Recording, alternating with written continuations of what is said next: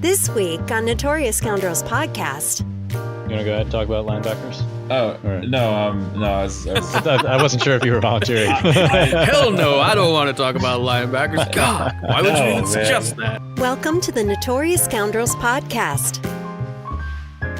Hello, and welcome to the Notorious Scoundrels podcast.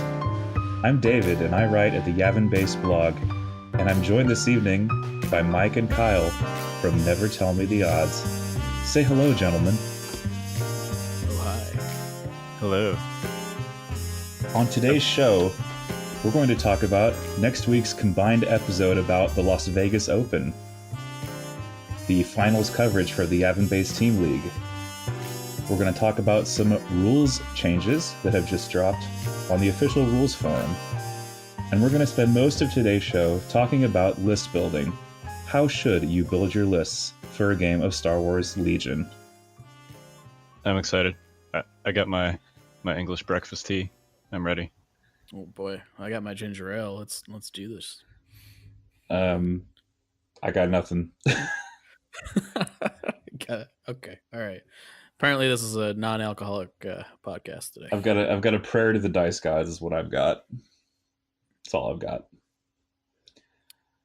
So yeah, next week we're going to do an episode about LVO with 5th Trooper. It's gonna be great. That's pretty sweet. The holiday special was fun. It was fun. There was a lot of alcohol involved in that. There was.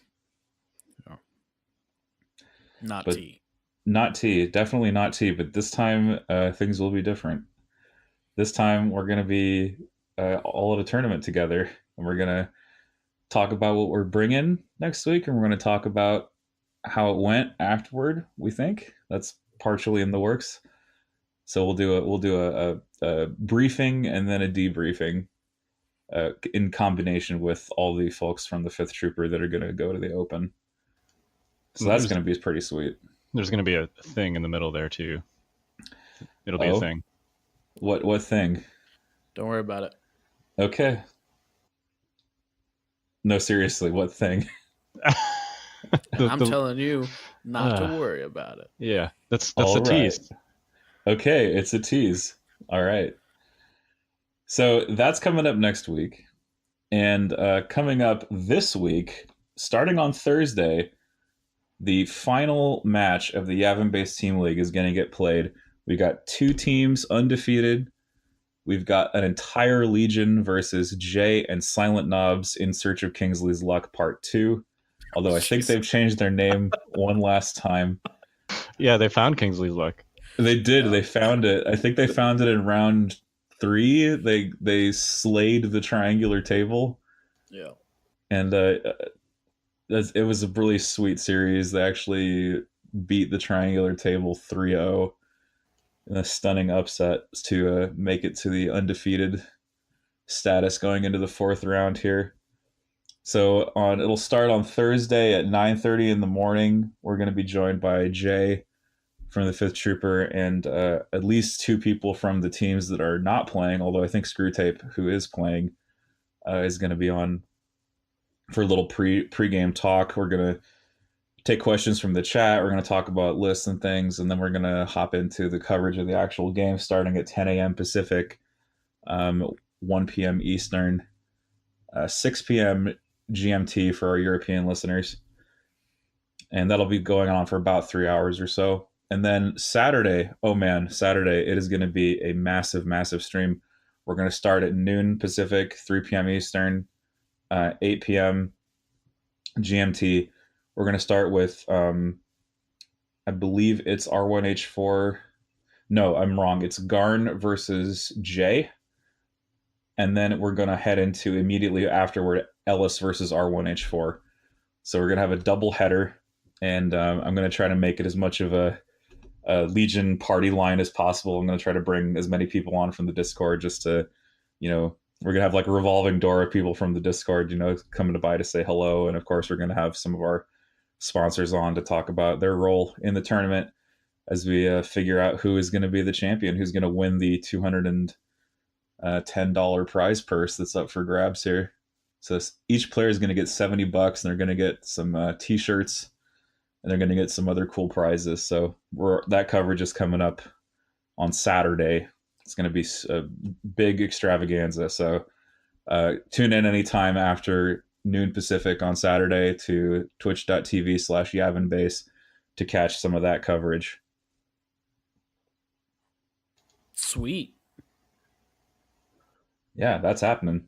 It is happening. We're not in it, guys. What happened? Oh no. We lost. That's what happened. We lost. Yeah, exactly. We lost some games. I was doing some calculations. I don't know how much time you want to spend on this, but I realized that you could actually win the league going 8-4 if you win all of your games by 2-1. So you can actually have a pretty horrible record and still be the overall winner because you're undefeated by match score and not by win-loss record. So I guess thank goodness win-loss record is just used for breaking ties because that would be pretty funny. You could actually be 3-1 with a 10-2 record, which is arguably better than an 8-4, but the timing of the wins matter more than just the straight win-loss ratio. Anyway, numbers, that stuff's kind of boring. But an interesting fact that I figured out as I was doing my preparation for the stream on Thursday. So yeah, that's out there. We, on the other hand, are trying to hang on by our fingernails to a 2-2 record here. I mean, we made some bad choices over the course of I know I sure did. this, and Mistakes were made. Hey, Yeah. Hey, I still think spicy chicken combo's good, but not in this format. It is. Yeah, not in the team league format. It's good in round 4 if you're 1-2. We are. That's the time you break it out. Yeah, we saw some crazy jank yesterday. We saw a double airspeeder again with Leia and like 2 snipers and like only 19 wounds of troopers. That was ambitious. And it went about as well as you'd expect. Leia died on the turn, Master of Evil dropped, and 3 rebel trooper units panicked. It was all bad. Turns out if you kill their commander on the Master of Evil turn, it's kind of a big deal. Who would have thought? Yeah, it was kind of a big deal. We don't talk about that. Oh, you don't want to talk about that one time it did to you? Yeah. That was one time. It was one time, and it was great. All right, so check out those streams on Thursday and Saturday, and I think we're going to move into talking about the rules changes, the new additions to the FAQ thread and the FFG forums, the official rules thread where they answer questions and clarify things about the Legion rules. One of you guys want to take over here and give us an intro there? Sure. So yeah, every once in a while they kind of like just post some updates to. I would say that a lot of these are more like clarifications as opposed to actual changes to the rules overall. They spend some time answering questions about weird interactions or ways people have found to like break things that maybe it wasn't planned to do it that way or whatever. So what do you guys think? Do you just want to like read this out verbatim and then talk about it? How do you want to do that? I think we can just hit the highlights and the implications because some of these are kind of things that people were already doing. Okay. Or, don't have like huge implications. So, yeah. So you want to start with like the clarifications along that vein and then go to the bigger ones about the new stuff? Yeah, so like the 2 I think that are sort of what people have been doing anyway. Well, there's really 3, but the third one has significant gameplay implications, so I think we should talk about that anyway. Yep. The first one is just sabotage communications, which is the new generic 1-pip for rebels. Essentially, how does that work if you have ways to issue orders other than via your command card, like HQ uplink or entourage? And the text on the card just says that you reduce the number of orders issued from your opponent's command card by 1. So the clarification was basically just to reaffirm that sabotage communications does not affect entourage or HQ uplink. So, like if Palpatine plays his 1-pip and then issues an order to IRG and you play Sabotage Communications, he still gets to issue an order to himself and to the IRG. Yeah. Essentially, it makes any effects that give out order tokens that aren't generated by a command card, like they just still happen. Like there's no effect to them. Yeah, and I think that was somewhat clear from the wording on the card, but obviously there were enough questions about it that they felt like they had to post it. So yeah, I mean, clarification is always nice. Yep, for sure, especially given the timing. Yeah, for sure. It's clear that they did this specifically, I think, for LVO. Or they just decided to be nice, but I sort of doubt that. And if that's the case, thank you, FFG. You are my hero. Making Kyle's the other one easier. Yeah, me and Brendan and Road Dog. So thanks from us. So the other one is essentially what happens when you give into your anger. Luke or Leia, or not Luke, Leia or Veers when they play coordinated bombardment or maximum firepower. Like, can they make those attacks and have them still count for purposes of the command card? And the answer is yes. Basically, so the text for this is interesting because this seems to imply that this may eventually apply to other things. But essentially, it says when resolving, quote, at the end of its activation effects, the player that controls the unit that is activating chooses the order of those effects. In the case above, the player controlling the targeted unit could choose to have it perform the attack granted by the command card before resolving the effects of Given to Your Anger. So basically, it says if there's more than one effect that occurs, quote, at the end of an activation, whoever's activating the unit chooses the order that those go in. So if you're the owning player of Leia or Veers in that situation and you got targeted by Given to Your Anger, I assume you would choose to make your attacks first and thus not suffer the force suppression from the card. Yeah, I mean, what's actually sort of interesting about this is there could be like corner cases where you actually want to reverse the order. Like if Leia's like out in the open and you want to give her cover.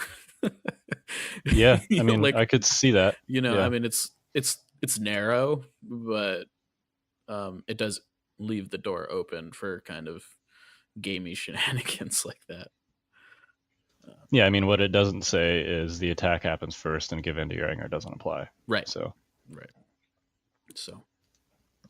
The other one that's sort of a clarification of what most people have been doing anyway, but I think it's super important because it has big implications for Han, is how does Reckless Diversion work as far as minis versus units are concerned? So there was a somewhat previous forum FAQ that had a little bit confusing language in it, and it essentially used like the example of a DLT trooper that was in range of Han, and the question was, can he choose another weapon that's not in range of Han to attack something else? And the answer was no. But it was still kind of, some people felt it was like an open question as to whether you could just split fire and check the box. Like if Han was at range 3 of that same DLT squad, could they shoot Han with their E11s and then the DLT just shoot something else because they've fulfilled the attack Han requirement with one of those weapons?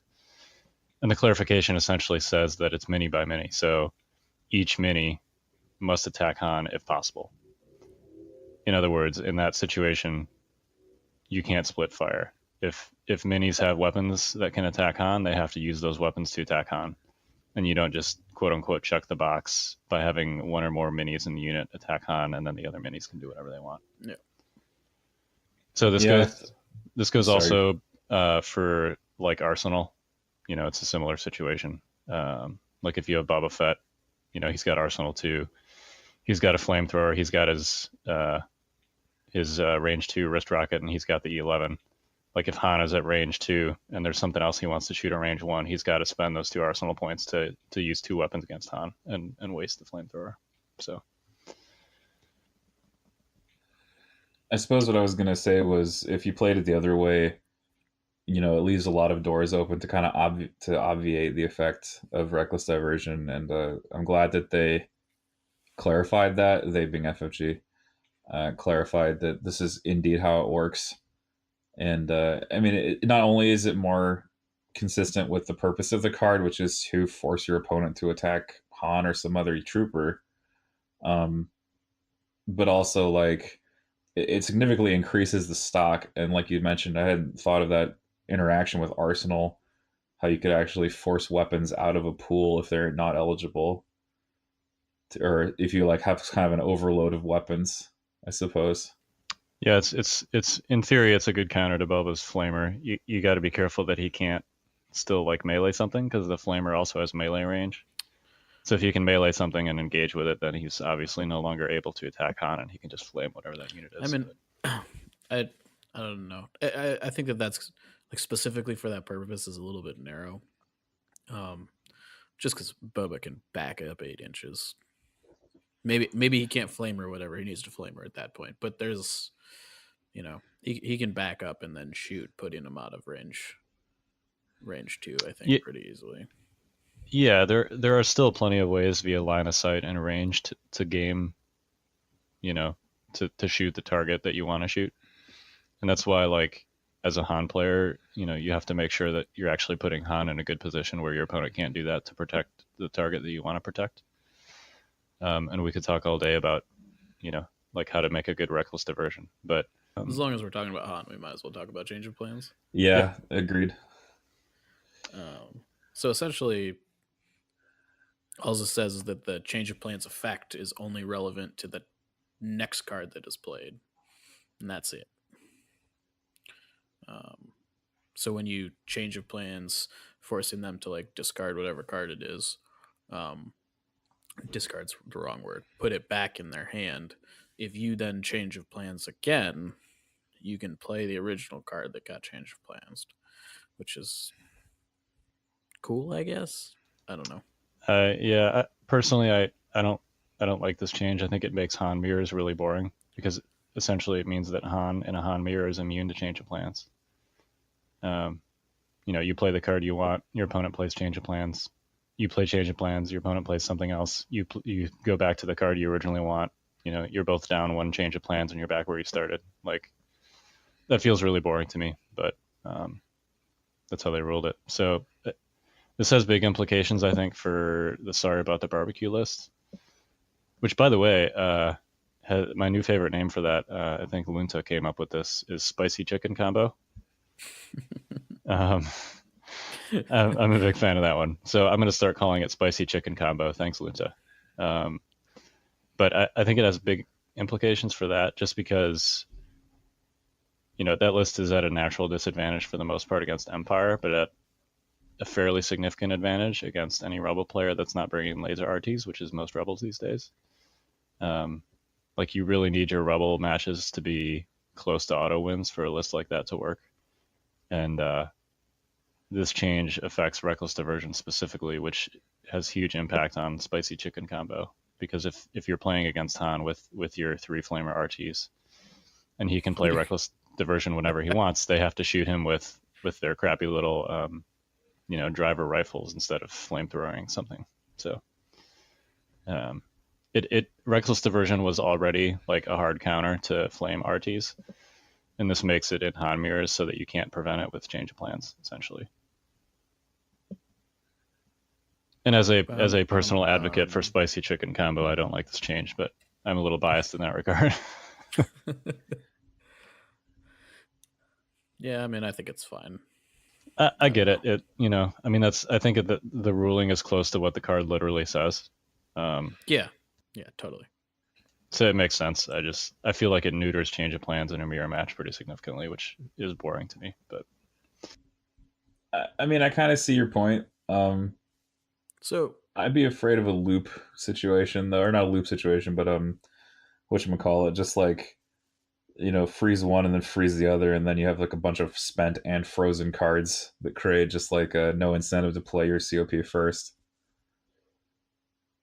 I actually think that's super interesting, personally. But so, I mean, you guys are both the Rebel players, so I don't know what the percentage of the time this is, but how many times have you guys actually played change of plans against another Han list? Well, I've only faced another Han list once when I've been playing Spicy Chicken Combo, but I did the exact thing that you need to do, which is play Change of Plans against Reckless Diversion. Sure. I guess my point is like, how often do you think Han mirrors are actually like pretty likely? I think Han is becoming more popular. I guess we'll see at LVO how much Wonder Twins versus Han lists you see, but I think it could be likely enough to make what is, already a sort of on the fence viable list less attractive, at least to me personally. Sure. I mean, I pretty much agree with what Kyle said. Like, I mean, the number of Han mirrors I've played since Han came out has been essentially zero. Like, it's almost always Luke or, some other. I usually play Wonder Twins, and so I don't really get a chance to play Han mirrors. But when I do take Han, I'm usually never against another Han. So maybe that's just my luck. I don't know. Yeah, we'll have to see, what the breakdown is starting to look like. The LVO is the first major tournament that we'll have since Han came out, so. And I think definitely the odds did go up recently just because people realized, oh man, Uplinks and Sorry About the Mess is really good. Yeah, but I mean, people knew that since Michigan, so. Well, and now you can put uplinks and fleets and fun stuff like that. So there's a little bit more play to that, I think. Yeah, although personally, I think improv is better than uplinking fleets, but because you oh, sure. Yeah, because you just improv your first non-core token if you happen to play Sorry About the Mess and you don't pull a core from the bag. It's just like uplinking your fleets. I don't know about you guys, but improv was like the most unassuming card of that pack when I first set eyes on Han. But then, like, once I saw it in practice, I was like, oh my god, this card is amazing. This is like the best card in the pack. Yeah, I mean, I think that right. I mean, maybe it'll stay this way forever. I kind of hope it doesn't. But, we have yet to see a major list that is not running like 5 or 6 core units. I think improv loses a lot of value once you are down in the like 3 to 4 core unit territory. But that's just me. Yeah, I mean, but I think it is super valuable in the 5 to 6 core unit environment. Absolutely. It's just like, and I think that's why it's great because that's the meta right now for a good reason, I think. Yeah, undoubtedly. It is definitely less useful in like a Vader or Palp list where you have either fairly, like in a Vader list you're giving your order to Vader, in a Palp list you're giving your order to Palp and IRG. So, but like in Veer's Boba or Wonder Twins where you have multiple characters, I think it's great. Yeah. You just really need them to go at specific times, which that helps with. Yep. Speaking of handing out orders and stuff, I think the last update in here is relevant to comms relay. Very, very relevant, in fact. Yeah, so I think before there was a ruling in regards to the Entourage Entire Legion. Was it Entire Legion or Battle Meditation ruling? Battle Meditation and Entourage, I believe. Where essentially Fantasy Flight said that when you issue orders, you issue them one at a time. So it was theorized when Comms Relay came out that you could just pass like your entire card's worth of order tokens through that Comms Relay. Well, the clarification is during the command phase, a unit can be issued an order only once, even if a game effect causes that order to be removed or issued to another unit instead, which pretty much means that if you are sending your comms relay token to another squad, the squad that has a comms relay cannot transfer another order, nor can it be issued an order itself. Yeah, I think that sort of knocks down comms relay from the excellent to still very good upgrade, especially with both 3 pips for activation control. But yeah, it seems like a sensible change. I guess it felt a little bit gamey to be able to use like one comms relay to pass out, to essentially bypass the orders on 3 different, the restrictions on 3 different orders. Yeah, I mean, it should. If that was how it worked, it should have probably cost like 15 points, right? Right. Can we still say though that, and I think we can say it comfortably, I shouldn't say can we, I think those 3 pips without a relay are just flat worse than those 3 pips with a relay, simply because of even the single instance of the relay effect gives you so much flexibility. I don't know. I think that I personally feel that unless you're trying to get an order in a very specific place, improvised order is probably just better. Yeah, see, that's my sticking point, because you can only use improv once. And if you are able to eliminate like half to a third of the cases where, or sorry, third to half of the cases where you would need to use that improv once, you basically say that improv for the pivotal moment, rather than having to just accept that you're going to have a leak somewhere.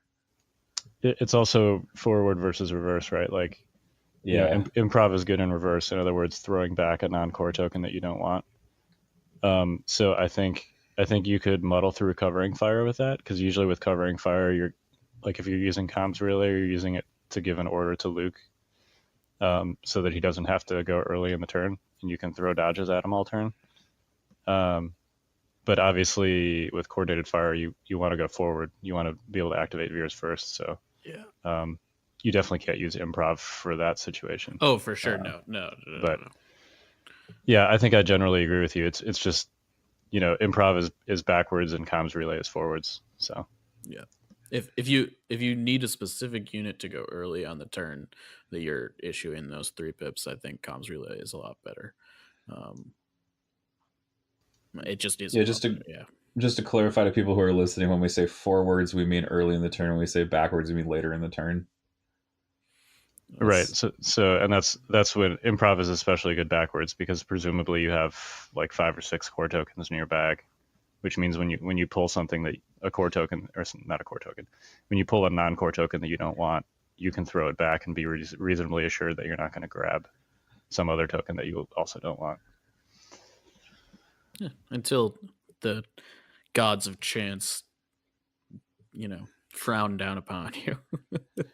Can I talk about that actually really briefly? Totally. I had that happen to me in a tournament recently, where I tried to pull some, BS stuff, where I played like my coordinated bombardment, and I said, okay, I have 1 priority. Now I'm going to draw a core trooper, and I hit the 1 in 10 and got Luke instead out of my bag, and I didn't have improv in that list, and I was very, very sad. And in fact, that was actually the turning point of the game, where I lost control of the game. Turn 1?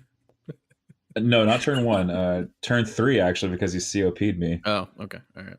And there was still a viable target. It was one of these KP situations where his KP was so far across the board that Bombard was still viable on turn 3. Sure. So that was sort of the idea. Is like, I'm going to play Bombard to pick those snipers up in the backfield, but I win priority to get my fleet troopers out so they can pop around a corner and blast Han into a million pieces. And instead I hit a 1 in 10 and pulled Luke out of my bag, rather than hitting the 6 in 10 for the core trooper. Yeah, so, I mean, that's what it's for. GG. Yeah, it's been stapled to my Wonder Twins list for a while now. As a classic example, this is why you spend the 10 points. Yep. You guys got any other thoughts on that? I don't know.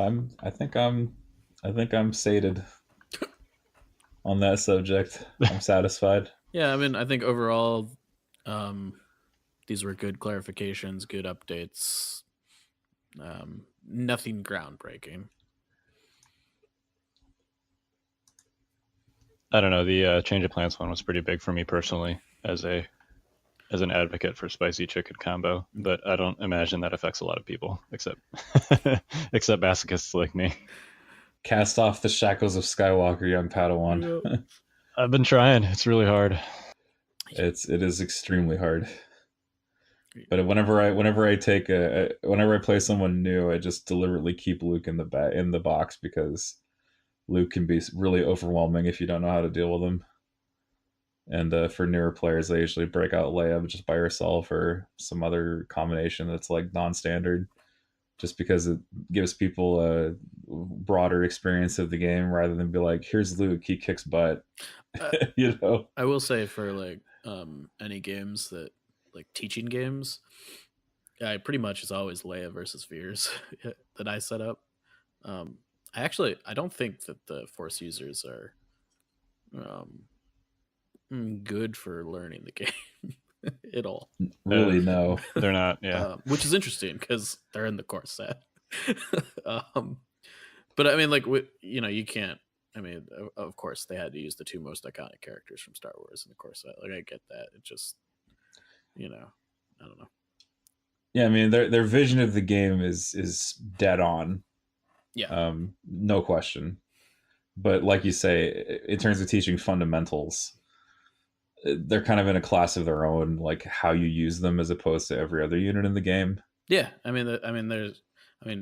Palpatine's kind of sort of in that class too now, but they just like they do very unique things, and it's doing things like jumping into melee, killing a unit, and then like force pushing another unit into melee with you. Like those things are not intuitive. So yep.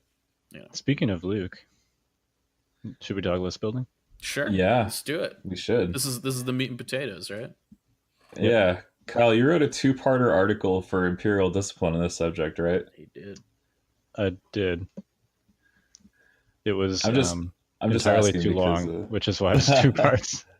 I think it's actually it's the longest article I've written, which is saying something. But yeah, basically it just walks through. If you haven't read it, please check it out. It's on Imperial Discipline. It's also on our site, swlegionodds.com. At least the first part of it is, and then it'll redirect you to Imperial Discipline. Please give us both clicks. But essentially, it just walks through like the steps. At least, so this is not the only way to build a list, and I want to hear your guys' take on how you do it. This is just my opinion and like the thought process that I go to when I'm trying to build a competitive list. And the short version is basically like for me, it always revolves around some kind of focus. So, you pick like one high impact unit or group of units to start with, and then you essentially build your list around supporting that. So like we were just talking about Luke, Luke is a focus. So you start with Luke, and then you support Luke with your other choices, essentially, as you build out your list. Yeah. I also talk about like different types of focuses. So, essentially for me, I break them into 3 groups. And these are just terms that I use, but scalpel, which is, something that's very sharp, but also fragile when focused. So that's like Luke, Boba Fett, and bikes. Hammers, which are things that you shove in your opponent's face and force them to deal with. So that'd be like an ATST or RT flamers. And then control units, which are, units like Vader or Palpatine that exercise an extremely high degree of control over like a small part of the battlefield. Meanwhile, the T-47 sitting over here, the Fisher-Price mallet of hammer units. Yeah, so if you read the article, you'll notice that the T-47 is not mentioned in there at all. I mean, it's got the best weapon in the game, guys. I don't know. I don't understand what the problem is. It's literally the best dice pool of the game. It's like 1 dice pool off of a guard unit at range 3. Like that's pretty good, right? Right? Yeah. It's good in raw terms. It's not good for 200 points. Indeed. Yeah. But I mean, what do you guys think? Like, what's your general process? Mine is very similar to yours in that I think a focus is where you start. The question I generally ask, as opposed to like, do I want a scalpel? Do I want a hammer? Do I want a control piece? Is what is the absolute most busted thing I can be doing? And then I build it around that. And give us an example of a busted thing in your opinion. Oops. This guy. I seem to have tread on some thin ice. Yeah. My apologies. I mean, but like, I think that overall, I mean, that's just kind of like how I look at games in general. I like to break things. But I mean, I think any of those things are like valid ways to go about it. It's just, I think it comes down to a lot of personal preference sort of things. I think the other thing is that tournament play aside, if I'm not playing competitively, my focus when building a list is almost always theme. So those are like the two main ways that I build lists. So you play a lot of Vader. Was that a theme choice for you, or a combination of both? So originally it was a theme choice. When I saw Legion first released, I was like, I just want to play the 501st Legion. Like, if that's all I ever play in this game, I will be happy. Like, so I don't know. I just like Vader backed up by stormtroopers. Like, there's not many things that like beat like that. I don't know, that atmosphere and that vibe. And then I played it, and Vader's clearly not the most oppressive piece in the game or anything like that, but I do think that he sometimes he can be very busted, and when he is busted, it feels quite broken. Is he the most busted thing in the game? No, I don't think so. I think presently there's things we could talk about. I also think that at the time, Luke is probably way more busted than Vader. And when, just to qualify this, when I say busted, I just mean really, really good. As far as like, it's the best thing you could be doing. And, but I think for Empire, I mean, like for me at least, I think Vader was the most busted thing I could be doing. Yeah, the quest as rebels to cast, as we talked about, cast off the shackles of Skywalker is difficult. It's a good problem to have, but it's still frustrating, Yeah, I mean, I would give a lot for Vader to have another 2 inches of movement.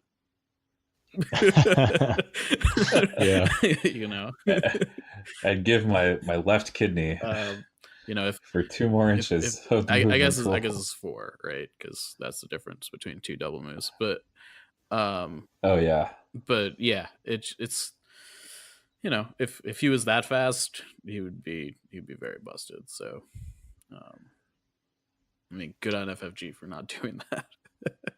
Yeah, for real. Yeah, and it feels thematic too that it's like with Vader, he's so powerful, but he's also not going to charge right down your throat instantly. It's implacable. I think perfectly describes the theme for him. It's like he's going to kill you. It might take him a while, but he's going to murder you. Yeah, and I mean, like, going back to the busted thing, I think like the card Implacable,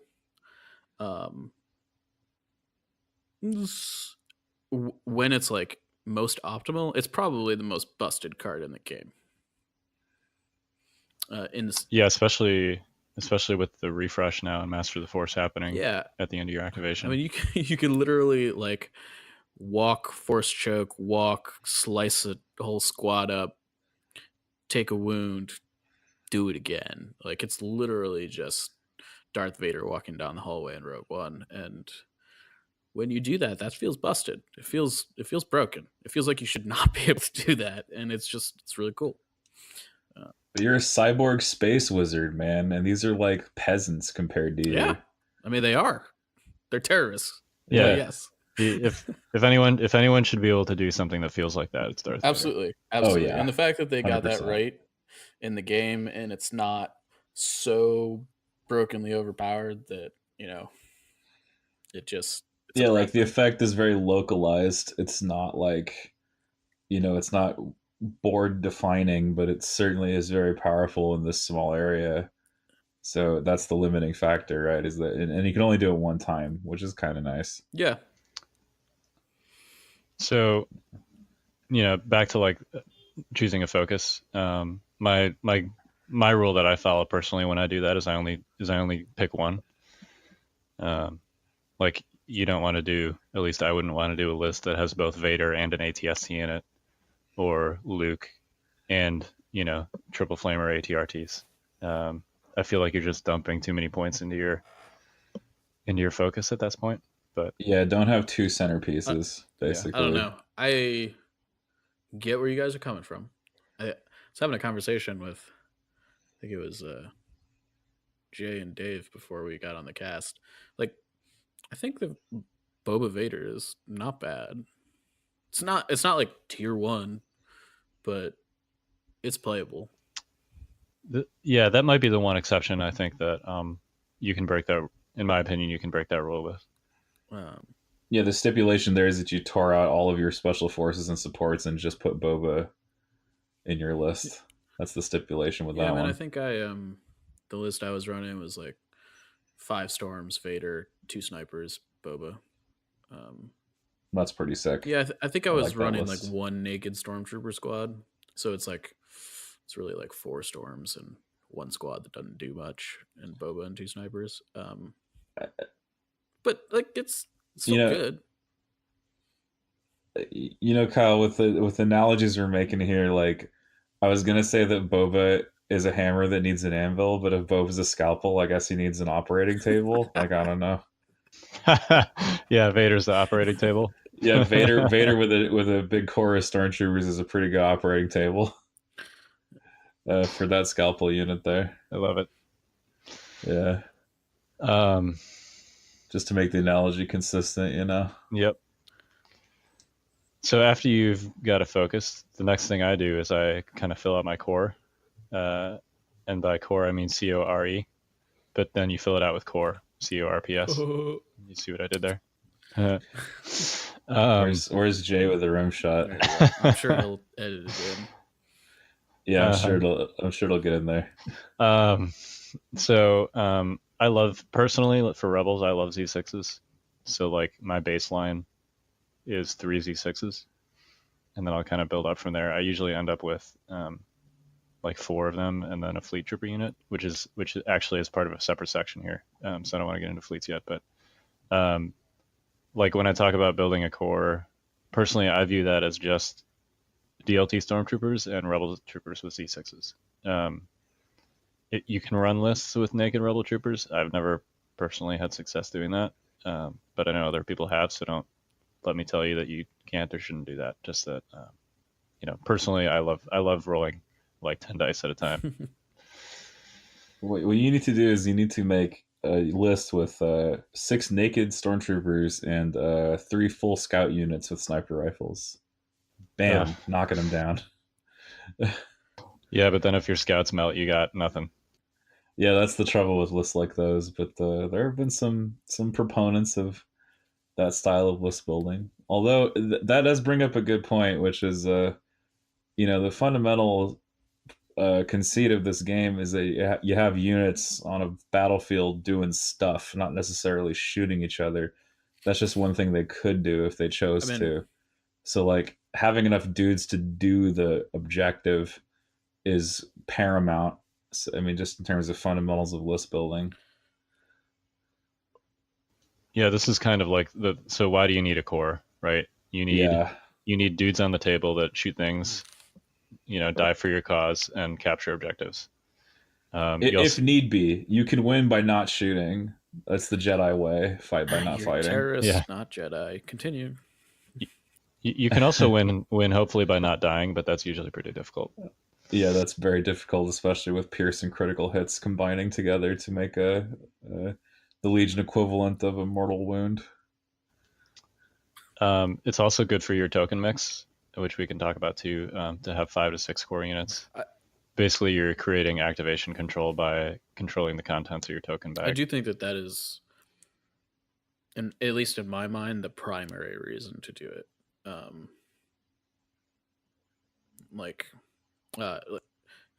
It's not that much more expensive to just like load a naked Wookiee squad up as opposed to running a Z6 unit. It's like what, another 14 points or something like that what's a naked Wookiee squad? 75. 75 75, and a Rebel Trooper yeah, squad is 62.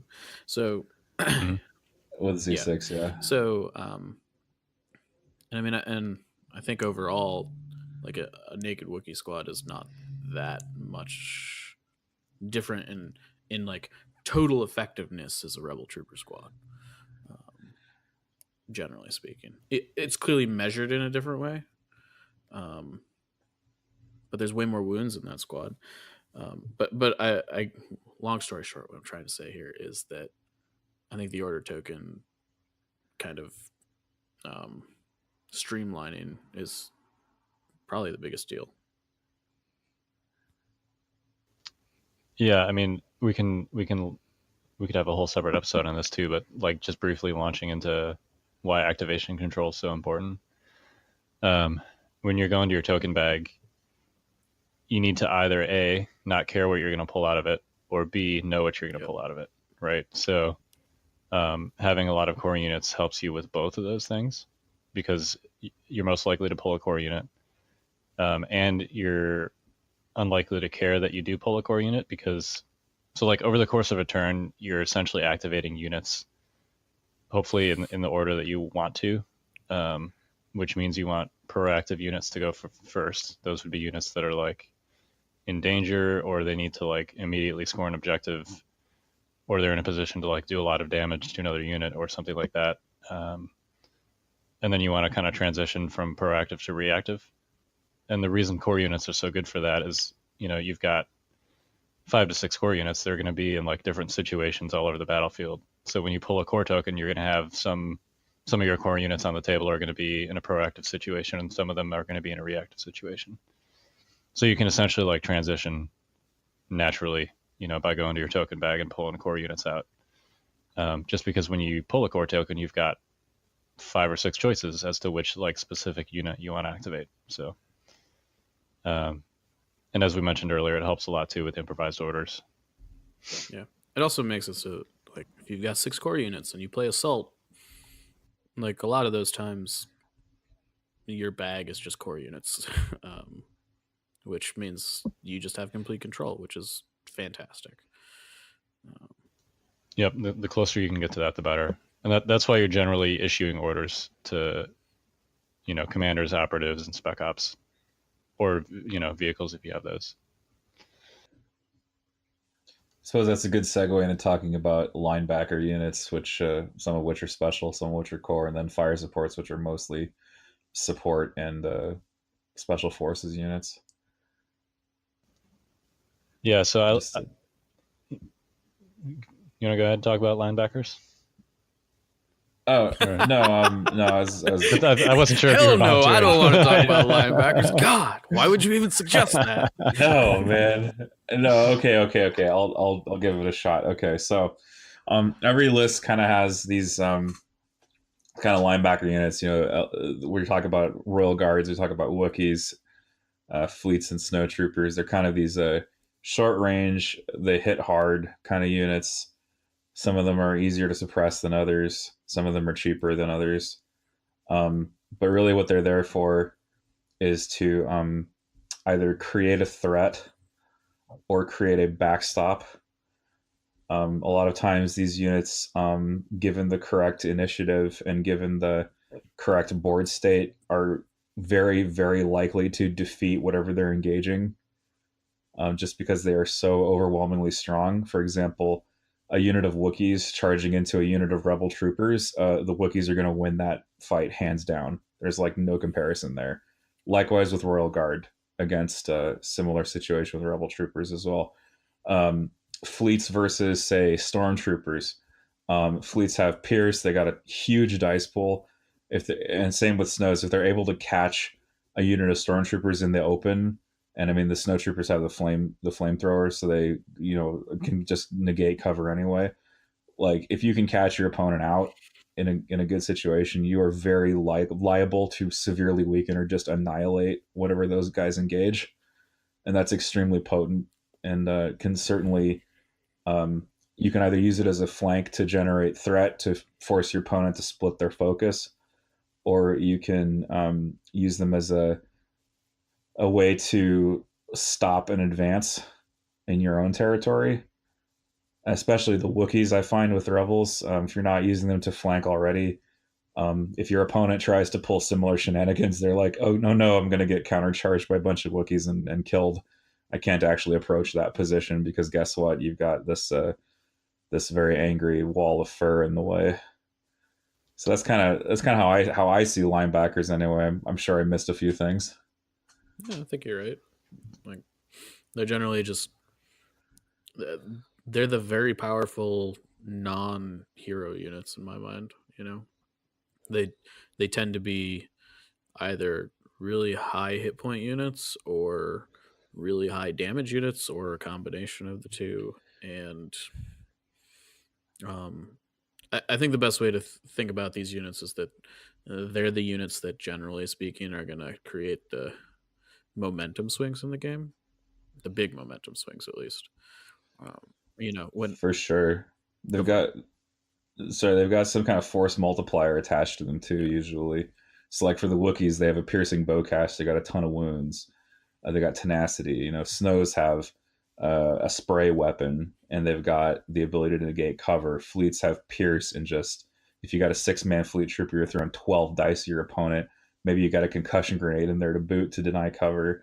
And then Royal Guard, especially if you got Palp behind them, you got a double tapping Royal Guard. That's crazy good with pull the strings. Like you are very likely to do severe damage in the right situation with these units. They tend to also be the units that you like in Armada, we tend to use like the term like last first stain a lot. It's relevant to this game too, in that if you're able to go last with a unit and then go first with it, it's very powerful. And these tend to be the units that are not, your commander or operatives that operate in that fashion. Yeah, and it's, the reason that I like to think of them like linebackers is because even though they are high impact, they're also typically expensive. And like in the case of fleets and snowtroopers, they're fragile for the cost that you're paying. So I prefer to use these units like either to respond to threats. You let your opponent come to you and then you plug a hole with them, or exploiting gaps. So whether that's like force pulling a unit around a corner to ice them with some fleet troopers or something like that. Typically, I don't. This is just my playstyle, but I don't like to like charge these units and try and ram them in my opponent's face, because you might, like, snows are a great example, and I feel like this happens a ton with snowtroopers. Like, you get all excited, you get them up in there, you do your double move, maybe even use new ways to motivate them. You flame a rebel trooper squad and you eliminate that rebel trooper squad, but then your snowtroopers are like out there in the middle of your opponent's army all by themselves, unsupported, and your opponent just deletes them. And you've now traded, like a full unit of snowtroopers for a much cheaper unit of rebel troopers, and that's not a good trade. So I like to. Wookiees are another good example. Like Wookiees, their impact increases the more you can have them at full strength later into the game. So I tend to hold them kind of in reserve or use them selectively the first couple turns, and then once your opponent has some weaker activations, assuming you're starting to win the attrition war, then I start trying to like get them in there to exploit opportunities or plug holes.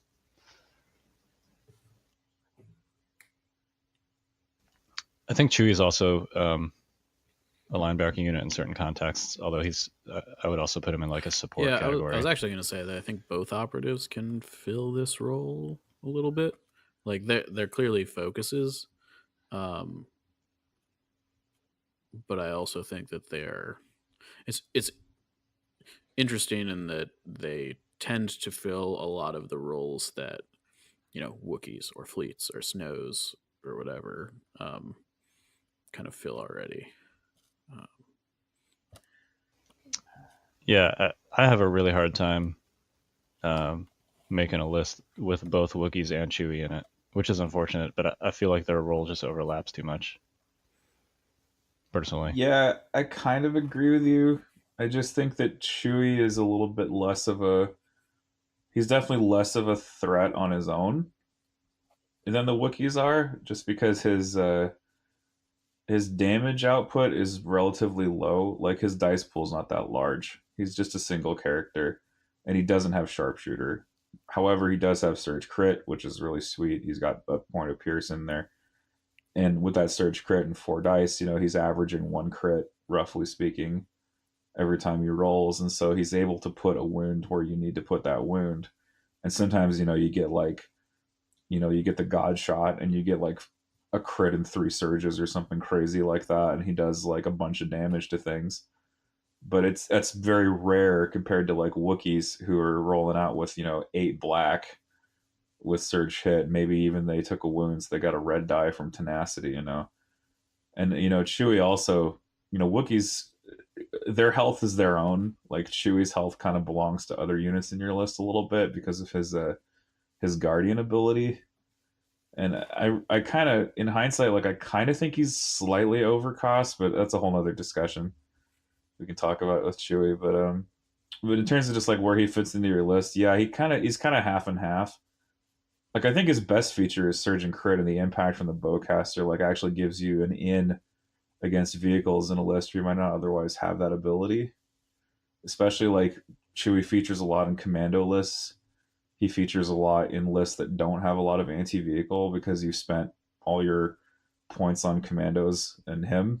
So, his ability to do damage to vehicles definitely cannot be understated. Like that's a very important thing to have. And I mean, in that sense, he's a linebacker against a specific unit type, right? Not generally speaking. But yeah, that's where I think Chewie kind of slots into all this. Yeah, and I think you're right, Mike. I think Boba Fett can fulfill the same kind of role. If he's not your focus, which he would be in like a Veer's Boba list. But I think in your earlier example of a Vader Boba list, I think Boba is your linebacker and Vader's your focus, hands down. I will say that as far as like acting like a backstop, he's not very good at that. But you don't.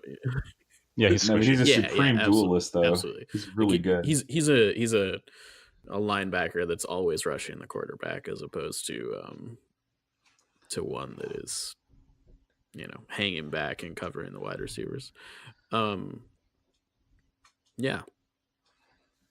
To use a hand egg analogy. Hey man, there's a big game coming up this week, and I know that you guys don't seem to be very big football fans, but my boys are playing, and everybody better be rooting for them. Or you can be haters; it's fine. Yep, go Rams! Hey, American man, Patriots football. For life. We gonna win. We are the evil empire of football. Darth Vader, and Emperor Palpatine are alive and Bill Belichick alive and well. Oops. So everything's gonna be fine. Anyways, that's where I'll be Sunday. Should we talk about supporting characters real quick? Yeah, like fire support units. No, like characters that are not focus characters. Leia Veers, etc. Arguably Han. Although I'm still not quite sure where to put him. But Krennic whenever he gets here. Yeah. So these are characters that are support characters, right? Like their job is to make all your other stuff work better. I don't know how much like more there is to deep dive on that one. I think that these are. I'm hesitant to say this, but I think they are the most underused, and used is maybe not the right word. They're the most undervalued unit type, I think, in the game presently. Yeah, I certainly don't mean to dismiss their usefulness with the brevity. Like Leia is, I have a really hard time making a list without Leia. Yep. She just does so much. Dishing out dodge tokens. Her command cards are great. She's not terrible at killing stuff. Like Inspire. Inspire is a extremely valuable keyword that I think just gets dismissed a lot. Totally. I think that Veers is not quite there for Imperials. He's good. Don't get me wrong. He's not quite Leia. I think Krennic might be. Compel is a really good keyword, and I think he fits the Leia role in an Imperial list a lot better than Veers does. I don't know, man. Someone told me Spotter 2 is pretty good. Was it me? Was it me? He went there. Yeah. Spotter 2 is great. I'm talking kind of more from like a generalist perspective. Slide it into any list. Spotter 2 is fine on its own. Turns out handing out aim tokens isn't all that bad. But Yeah. I think that while aim tokens are, handing out 2 aim tokens is good value, there's nothing that can really compete with giving your units actions back. At least, I don't know. That's kind of how I feel about it without having played with it. Yeah. Well, I mean, isn't that what you're doing with aim tokens? Sorry. Sure. And Inspire 1. But like, yeah, moves are so much more valuable than aims, generally. Oh yeah, comparing him I mean, to like, don't get me wrong. Like, yes, handing out. The thing is, the Spotter 2 is really only ever 1 or 2 free actions, unless you're doing specific things with it. Whereas Compel is free actions equal to the number of units you have suppressed. Yeah, that could be like 5 or 6 free actions. I just like amazing. There's no small number of games where I have said to myself at some point during the game, man, I really wish I had 2 actions right now. And Krennic's just like, sure, do your thing. Yeah, I don't know. Seems really good. So no, I totally agree. I think that Veers maybe doesn't fit the support role as well. I think he's much more narrow, I guess is what I'm trying to say. That is what I'm trying to say. Veers is much more narrow. He's very offensively geared in that he hands out aim tokens. I think Krennic is much more versatile in that a move enables you to take a second action that is whatever, whether it be dodge or shoot or whatever. Because if you really needed to move, that was going to be your one action. So I don't know. That's how I feel about it. But getting back to supporting characters, I think that overall they're undervalued. I think they're also probably some of the hardest units in the game to use. As far as their positioning, at least at first, doesn't seem to be terribly relevant, but it's actually insanely relevant. Making sure that you are able to take your maximum firepower, coordinated bombardment shot, and still be in cover. And Kyle, and just generally speaking, making sure that they're still in Inspire range and things like that is, I haven't played a ton with Veers, but I know that I am tend to forget about his Inspire keyword a lot. So in any case.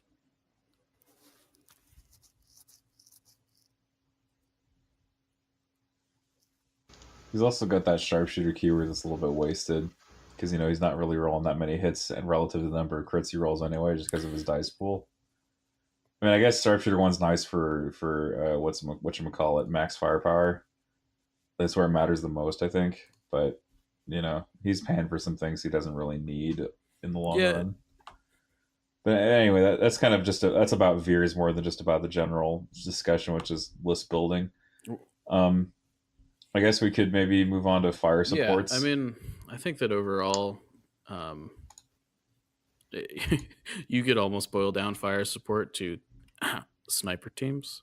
I mean, Yeah. there are clearly other units in the category. It's the unfortunate. But I think that's kind of where we are right now. I hope it changes in the future. But like, I mean, yeah, sniper spam is present. It's very noticeable. Yeah, I mean, it's similar to lifeboat spam in Armada. You know, they're cheap units that buffer your activation count that have some sort of effect on the board. I don't know, but in any case, you know, the other things that go into this are FDs and eWebs, both of which I personally don't think are very good. I think that there can be an argument for one eWebs in your list, specifically if you take Palpatine. I don't really like them other than that, though.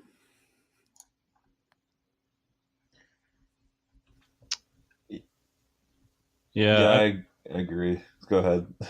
I mean, they can be great, but like a lot of the things that go in this category. So I put like FD cannons, eWebs, and saboteurs all in this category. Are very turn 0 dependent, and they can either be great or they can be totally hung points. And FD cannons in particular, I feel like you can really hang if you screw up turn 0. Yeah, when we say hanging, we mean left out to dry. That's really what we mean to say. Yep. And I don't like taking units that require you to bid, because it's like a premium that you're paying on top of their points cost, right? So like if you have a turn 0, if you have a unit like an FD cannon that is turn 0 dependent, that means you care more about which cards you're eliminating, and that means you care more about blue player, which means you need to bid more. So, you know, your FD cannon doesn't really cost 70 points. It costs you 70 points plus whatever you feel like you need to bid to ensure that you're getting the setup cards that you want. Right, they got like this overhead attached that kind of like fudges their actual cost upward. Right. So that's why I think, you know, the advice here, as Mike said, is just take 2 sniper teams. I mean, that's a good cornerstone. It's like the basic. It's kind of become like a basic like language of list building here. Is like I wish it wasn't. Can't go wrong. Frankly, you know, I think if we ever live in a world where like standbys can't be shot off emplacement troopers, the other units might get a lot better. But that's not the world we live in, and I think overall you're right. It comes down to turn 0, and as far as turn 0 goes, snipers are the cheapest, and they're also the least impacted by turn 0. Yep, they're the ones that are most likely to be useful, regardless of what cards you end up with, except for limited viz. But since everybody runs snipers, most people cut limited viz. So yeah, it turns out having infinite range makes you useful in almost every situation. I mean, there's very few turns where you're like, I can't take a shot with my snipers, right? Even if the only thing you can do is try and put a crit through cover or something, like it's still like does something as opposed to nothing. Yeah, but that's a great point though, because like a lot of folks, you know, and while it might be true that you could put that crit through or try to put the crit through, like let's say you deal a suppression to something and it's just like the one suppression you'd ever deal, and you know, sure they get a shot off, they deal a meaningless suppression. That's kind of equivalent, right, to hanging it, other than the activation that you got there. I mean, so like people shouldn't settle, you know. I mean, you should look for the out of cover shot. Always look for the out of cover shot. Get the value. Roll the one paint. Get the pierce. I agree to some extent. I do think that the suppression token that is generated by those snipers is undervalued immensely most of the time. Yeah, that's fair to say. The amount of times that I've used I totally agree. my sniper team specifically just to suppress a unit, that I only want to take one action, and it's like the only, like it's on the other side of the battlefield. I'm like, I really don't want that thing to get in the fight, so I'm just gonna hit it with a sniper rifle. I don't even care if anything dies. I'm gonna hit it with a sniper rifle. They've now got a 2/3 chance when they activate that unit, if it's a core unit, that it's not taking 2 actions. Great. That sounds like a great deal to me. Right, that is marvelous, You know. no question. It's just that value is dropping with the increase in sources of inspire, especially with officers and turning the tide now being Absolutely. a thing. But if they're taking those things, they're also they've got less dudes, which means snipers generally are better because Pierce is more meaningful. Yep. Yep. It's so much tougher when you brought 19 wounds of troopers to lose 2 guys to a sniper than it is if you brought 31. Like it's that point is borne out immediately. Like it's like, okay, well, I lost a guy, big deal. I still got 30 dudes. Yeah, and they really help in the attrition fight, which is going to be important in almost any objective that you're playing. Yeah. So forcing wounds is pretty key with crits and Pierce. Yep, those and maybe we can talk about this more next week. But those turns like 2 to 4, which are the quote unquote like attrition turns, you know, it's super important in those turns to just get up on model count depending on what the objective is. And snipers really help you do that. I hear there are other really good ways to get up on model count these days. We're talking about list building today. List building. Speaking of list building, you guys want to move on to upgrades? I don't know if there's much to be said here. Like, basically, you know, the big point here is just ask yourself before you take this upgrade, how often is this gonna how often am I gonna run into a situation where this would happen? So like, you got some upgrades, right? You got like environmental gear, you got like grappling hooks, which are like terrain dependent, board dependent. They may or may not work. You've got hunter, it may or may not work. You've got whatchamacallit, heck, even force choke may or may not work. Targeting scopes definitely may not work most of the time, unless you are a certain faction. It's just not good. Don't take it. Continue. Yeah. No, they're just not good. Yeah, they're just it doesn't okay. matter. Okay, fine. They're just bad, regardless of faction. I'll take them. Yep, they're bad. Stop. Don't even stop it. Yep. just do something else with them. You know, put them in a sleeve and write a card you don't own on a little scrap of paper and just stuff it in the sleeve. Exactly. Using the proxy. Perfect proxy fodder. I don't know what your guys' approach to this is, but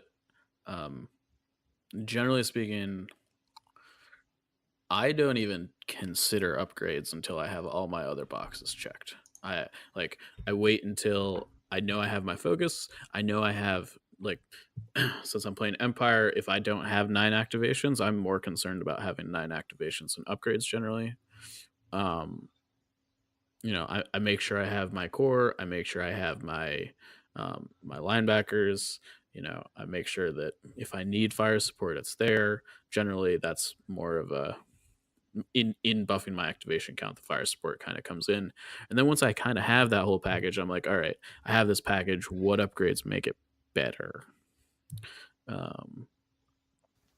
That's just kind of how I personally approach it. I don't know how you guys do that. I agree generally. One big caveat here is when we're talking about upgrades, we are specifically not talking about heavy weapon trooper upgrades. Yes, that is very fair. Those are things that are essentially stapled to your, like, when you're choosing your units phase. Like when I'm picking a Z6 unit, I don't think of it as I'm taking a rebel trooper unit and then I'm upgrading it with a Z6. I think of it as I'm taking a 62-point unit that is a Z6 unit. Yep. You know, same with snow troopers. Like, you're not taking 4 snow troopers and then upgrading them with a flamer. You're taking like that whole thing comes as a package. Some people would disagree and say that, like, it's not necessarily stapled. Well, but I mean, not to muddy the waters a little bit, but you know, again, you have to kind of ask yourself, like, what am I buying here? Well, Yeah, I don't mean to say that you should always be taking heavy weapon upgrades. I just, like, if you're taking a naked unit, that naked unit is a categorically different choice in your list building phase than when you're taking a Z6 unit. Yeah, 100, like 100, like that's what do you call it? I mean, like, not to say that like taking it is not a good idea. Like, it really increases the damage, or I shouldn't say really, but like it definitely makes those squads much more effective than they otherwise would be. I mean, I would go as far But as to say again, like it's a it speaks different to squad. role. But Yeah, it's actually a categorically different unit almost. that's what I'm saying is heavy weapon upgrades are so like integral to the identity of a unit that I don't consider them to be part of this quote unquote selecting upgrades section. Are snows just garbage without their heavy weapons? That's kind of how it feels. Sorta, maybe. So Concussion snows are like the ghetto flamer. it's an interesting question. I haven't spent enough money to answer that question firsthand because I don't really have a want to have 6 snow trooper units. Amen. But I think that they have some interesting advantages over stormtroopers in that, you know,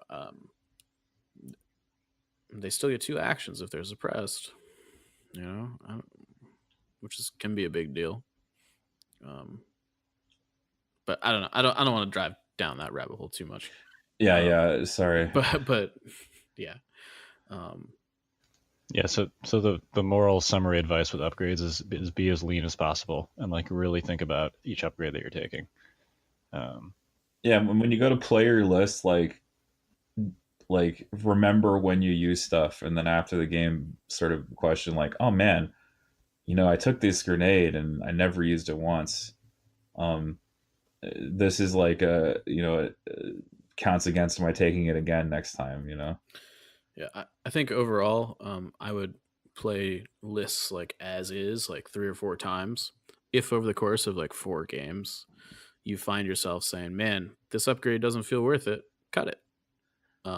Yeah, that kind of speaks to practice more than anything. Yeah, I mean, that's the thing, right? If if you take improvised orders and you never use it, you should never take it. And now it's good, and you probably should always be using it. But if you find yourself, like you specifically, don't use it because whatever reason, like cut it. It's probably wrong, but well, maybe. I mean, it depends on what. It might not be wrong for you, Yeah, right. It depends on your play style and what the rest of your list looks like. Yeah. So, right. I mean, but I think that general approach, it's interesting because that's like an upgrade that is, it's only good if you decide to use it. Most of the other upgrades have like a tangible effect on the game, regardless of if you decide to use them or not. Unless they're like force powers or stuff. But it's not always clear when you should use an upgrade like improvised orders. Right. Yeah, that would just take some practice. Yeah. I will say that like there are some upgrades that even if you only use them once a game can be worth it, like force push. As a prime example. But man, this is a deep and complex subject, you guys. This really is. Yeah, we could spend like a whole nother podcast on this, but yeah, unfortunately, we could spend a podcast on force push alone. Yeah, we could. Yeah, we could. We absolutely could. So many words. Maybe we should. Maybe we should. We should at least spend a podcast on force users. Definitely, we should talk about force upgrades and their uses at some point here. But I mean, I guess I bring that up because we're kind of running up against the clock here, so we kind of should start winding down here on this discussion. But we've kind of covered the rest of our list here, kind of, sort of. We touched on them briefly. We'll probably have to bring back maybe one of these topics on another show. Token mix. We can. Yeah, let's do token mix and activations on another. Well, I guess we could do that next week if we're talking about your LV. Oh, heck yeah. Because, I mean, that's definitely going to be part of what we discuss when we talk about what we chose to bring, right? Yep. I do want to say, kind of as we close out this topic, like the golden rule when you're building a list is that you have to be happy with your list and you have to be comfortable with it. If it doesn't fit your playstyle, like don't let don't let us or anybody else tell you that your list is crappy. If it's one that you're successful with and you enjoy playing. So unless it's double airspeeder. No, it's yeah, crap. that's just bad. I've tried it. I can't. I can't do it. Now, if you somehow in your travels, listeners, discover the Holy Grail, let us know. We would like to partake of that cup. And I actually think one airspeeder is worse than two airspeeders. Yeah, actually, you're right. It is worse. Which we've talked about before, but yeah. The solution to one pinata is two pinatas. Right. I play Imperials. I don't have this problem. No, you don't have this problem. No. No, your pinatas have 11 health and an 8 hit point resilience check. And a lot of guns. And a lot of guns. A lot more guns than mine do. Many guns. More Doc. Many guns. Pinatas with guns like tied to them with string. Like it's a vision in my head right now. All right. Anyway, we should probably wrap up because we are up against time, as you mentioned before. You guys got any closing thoughts? Listen to Kyle, man. He knows what he's talking about when he talks about list building. You should read all his stuff. It's really enlightening. And listen to Mike. Well, cool. You should listen to as many different sources as you can find. Yeah, like form your own opinion. Absolutely, but inform it yourself is what I'll say. So next week we'll be talking what you guys are bringing to LVO. I'm excited. Yeah, I'm super stoked. I've never been to a major tournament like this before. I hope It'll be fun. Do well. I'm going to try. We're going to get paired against each other round one. Oh, of course. It'll happen. It'll happen, man. Mike and I already checked that box at our last convention. So. No, it's my turn. Yeah. Well, happens. Yeah. All right. Shall we peace out this? Yeah. All right, let's shut it down. So, for Notorious Scoundrels, my name is David. I'm Kyle. And I'm Mike. Thanks for listening, everybody. We'll catch you next time. Later.